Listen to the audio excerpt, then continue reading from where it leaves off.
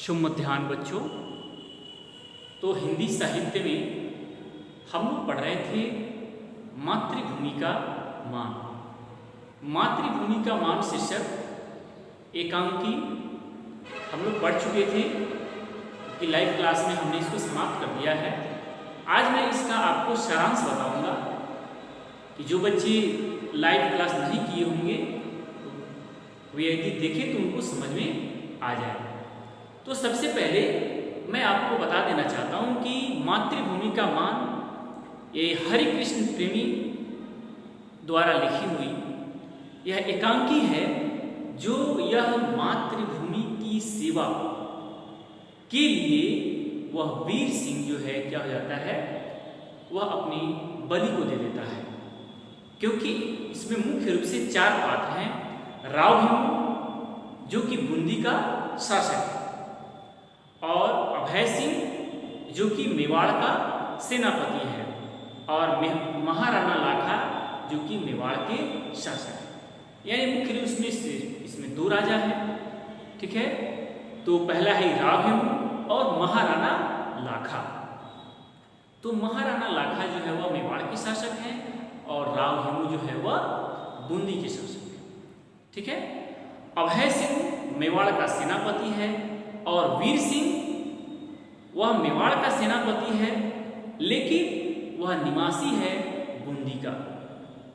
तो दरअसल होता यह है कि बहुत युद्ध हुआ राव हेमू और महाराणा लाखा में, लेकिन एक बार की बात है कि राव हेमू जो कि बूंदी के शासक हैं वह महाराणा लाखा को युद्ध में पराजित कर दिया।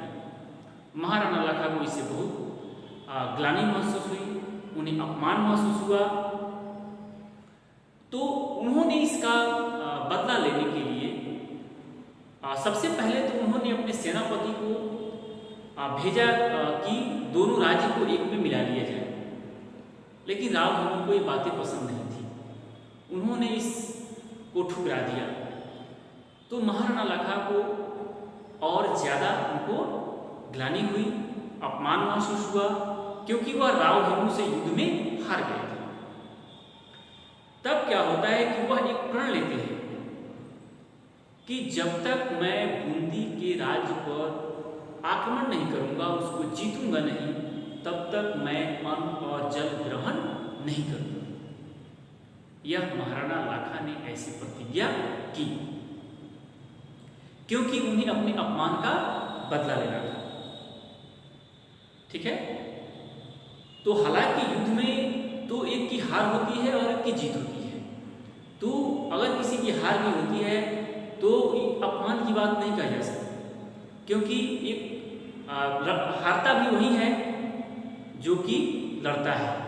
तो एक योद्धा की तरह जो लड़ता है वही हारता है।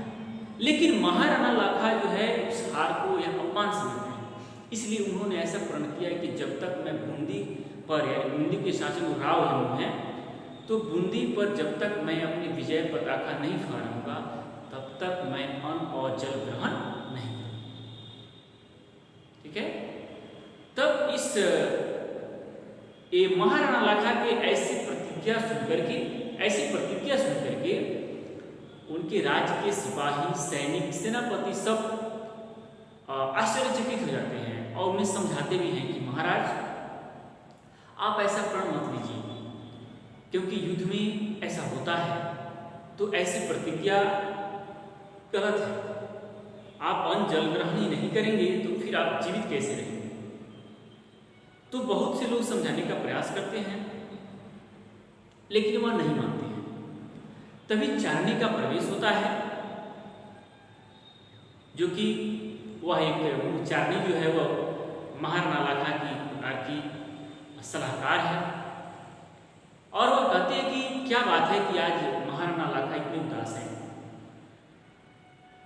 उदासी का कारण जब सुनती है तो उन्हें भी बहुत इस पर दुख होता है कि महाराणा ने यह कैसी प्रतिज्ञा कर।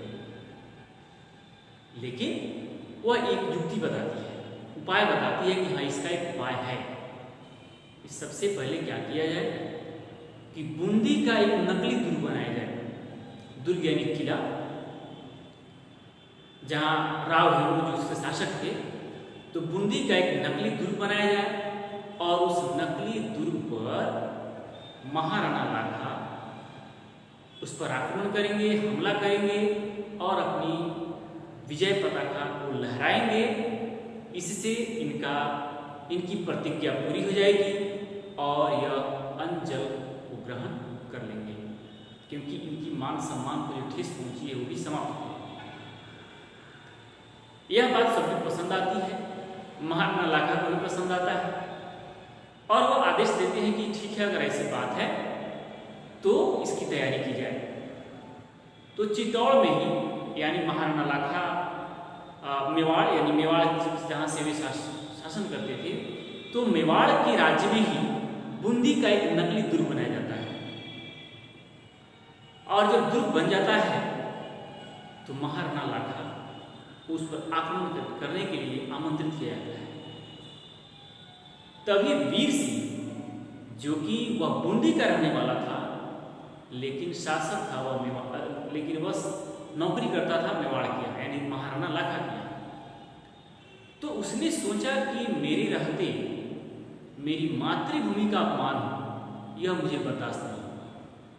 तो मैं अपनी मातृभूमि का मान रखने के लिए मैं यह युद्ध नकली नहीं बल्कि असली लड़ूंगा, क्योंकि वह नौकरी करता था मेवाड़ यानी महाराणा लाखा के यहाँ, लेकिन वह निवासी था बूंदी का और बूंदी का ही नकली किला जो है बनाया गया था। तो वीर सिंह को ऐसा लग रहा था कि यह मेरी मातृभूमि का अपमान हो रहा है, जो मुझे बर्दाश्त नहीं हुआ। अब क्या होता है कि वह नकली युद्ध जो है वो असली में बदल जाता है और दोनों तरफ से बाणों की वर्षा होने लगती है और अंततः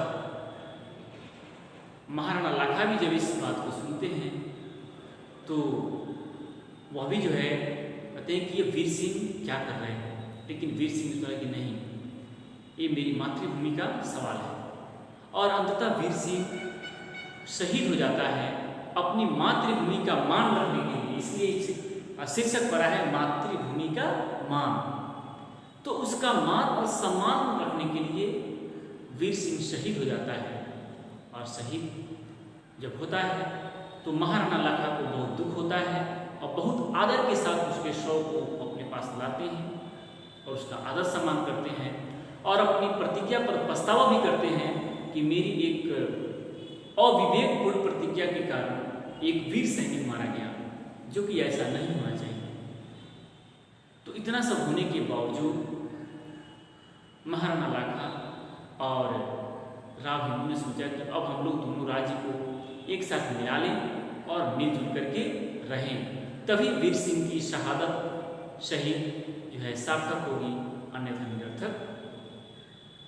तो यही है इस एकांकी का मुख्य सारांश, जो कि यह हरिकृष्ण प्रेमी इसके लेखक हैं और यह बताना चाहते हैं कि हमें अपनी मातृभूमि से प्रेम करना चाहिए। जरूरत पड़ने पर हमें अपनी मातृभूमि के प्रति यदि हथियार उठाना पड़े, लड़ना पड़े, तो इससे पीछे नहीं हटना चाहिए। और आज भी हमारे देश में ऐसे वीर सैनिक हैं जो कि कभी भी किसी भी कीमत में अपनी मातृभूमि का अपमान नहीं होना चाहते हैं और होने भी नहीं देते हैं, और ऐसा होना भी चाहिए। तो मैं आशा करता हूँ कि आप सभी इसका सारांश समझ चुके होंगे, क्योंकि आप सारांश यदि समझ गए तो कहीं से भी कोई प्रश्न आएगा तो आप आसानी से लिख सकते हैं। धन्यवाद।